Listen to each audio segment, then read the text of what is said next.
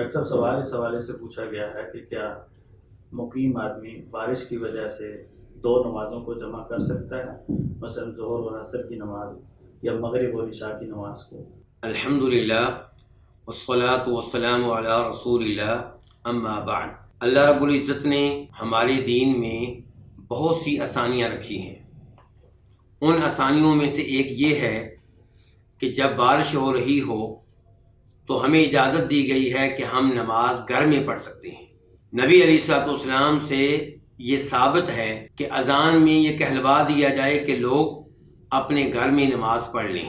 بارش کی وجہ سے دوسری سہولت یہ دی گئی کہ آپ مسجد میں نماز پڑھیں اور دو نمازوں کو جمع کر لیں۔ ظہر کے وقت آپ آئے ہیں تو ظہر کے ساتھ عصر کی نماز پڑھ لیں، مغرب کی نماز کے لیے آپ آئے ہیں تو اس کے ساتھ ہی عشاء کی نماز پڑھ لیں۔ یہ چیز ہمیں نبی علیہ الصلوۃ والسلام کی حدیث سے بھی معلوم ہوتی ہے اور صحابہ کرام اور تابعین کے آثار سے بھی معلوم ہوتی ہے۔ بلکہ میں یہ بھی ذکر کرنا چاہوں گا کہ بارش کی وجہ سے مغرب اور عشاء کی نمازیں ایک ساتھ ادا کرنا یہ ایسا معاملہ ہے جس کے اوپر اتفاق ہے بہت سے علماء کرام کا، بلکہ اجماع کا دعویٰ کیا گیا ہے۔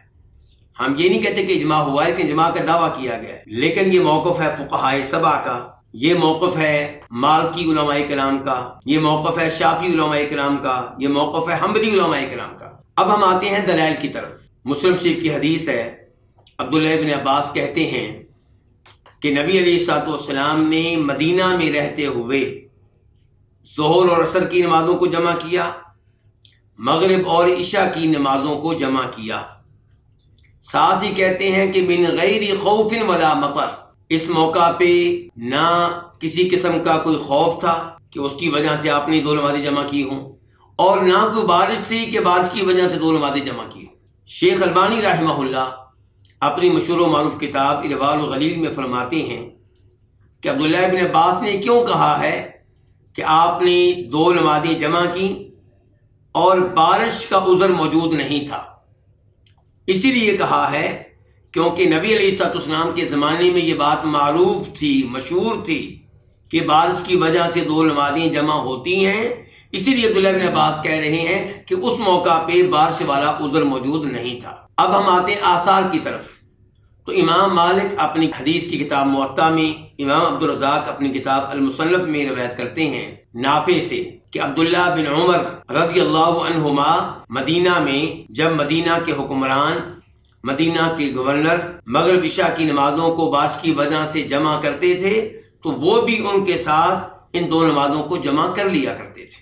اور ایسا کچھ ہمیں ابان ابن عثمان کے بارے میں بھی ملتا ہے، جناب عثمان بن عفان کے صاحبزادے ابان، یہ بھی بارش کی وجہ سے نمازوں کو جمع کرتے تھے۔ اور ہشام بن عروہ بن زبیر کہتے ہیں کہ جب ابان بن عثمان ایسا کرتے تھے تو میرے والد عروہ بن زبیر بھی ان کے ساتھ ان نمازوں کو جمع کر لیتے تھے۔ امام ابن تیمیہ رحمہ اللہ فرماتے ہیں، اور ان کا یہ کلام مجموع الفتاوی میں مل جائے گا، کہتے ہیں کہ مدینہ منورہ میں قدیم زمانے سے یہ معمول ہے کہ بارش کی وجہ سے دو نمازوں کو جمع کر لیا جاتا ہے۔ ایسا صحابہ کے زمانے میں ہوتا رہا، ایسا تابعین کے زمانے میں ہوتا رہا۔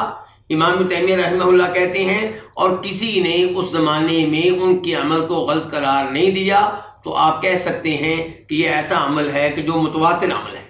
تو خلاصہ کلام یہ ہے کہ بارش کی وجہ سے دو نمازوں کو جمع کیا جا سکتا ہے، انشاءاللہ اس میں کوئی حرج نہیں ہے، واللہ تعالی اعلم۔ اچھا صاحب، اگر بارش ہو رہی ہو، راستے ٹھیک ہوں، ایک تو وہ جگہ ہے کہ جہاں راستوں کا مسئلہ ہے آنے جانے کا، راستے ٹھیک بھی ہوں تو پھر بھی یہ رخصت موجود ہے؟ یہ رخصت اس بارش میں ہے جس بارش میں نماز پڑھنے کے لیے اگر کوئی آئے گا تو اسے مشقت کا سامنا کرنا پڑے گا، اسے تنگی ہوگی، اسے پریشانی ہوگی، اس کے کپڑے خراب ہوں گے، اس کے گرنے کا خطرہ ہے۔ اس قسم کی صورتحال میں اس سہولت سے فائدہ اٹھانا چاہیے۔ اور اگر بارش برائے نام ہے، چند قطرے گرے ہیں، راستہ بالکل صاف ہے، پھسلنے کا کوئی خطرہ نہیں ہے، کوئی کیچڑ نہیں ہے، کپڑے بھی گیلے ہونے کا کوئی امکان نہیں ہے، کسی قسم کی مشقت کا سامنا نہیں ہے، تو پھر دو نمازوں کو جمع کرنے سے اجتناب کرنا چاہیے، کیونکہ اصول یہ ہے، ضابطہ یہ ہے کہ ہر نماز کو اس کے وقت پہ پڑھا جائے۔ ان الصلاۃ کانت علی المؤمنین کتابا موقوتا، بغیر کسی عذر کے دو نمازوں کو جمع کرنا یہ قرآن و حدیث کی تعلیمات کے خلاف ہے۔ واللہ تعالی اعلم۔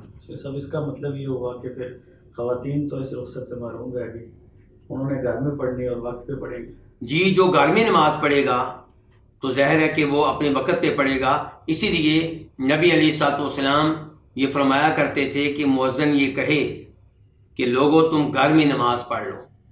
اس موقع پہ جب یہ کہا گیا کہ گھر میں نماز پڑھ لو، یہ نہیں کہا گیا کہ دونوں نمازوں کو جمع کر لو۔ جب گھر میں آپ نماز پڑھ رہے ہیں تو ظاہر ہے کہ پھر آپ کو کسی قسم کی مشقت کا سامنا نہیں ہے، پھر ہر نماز کو اس کے وقت پہ ادا کیا جائے گا۔ واللہ تعالی اعلم۔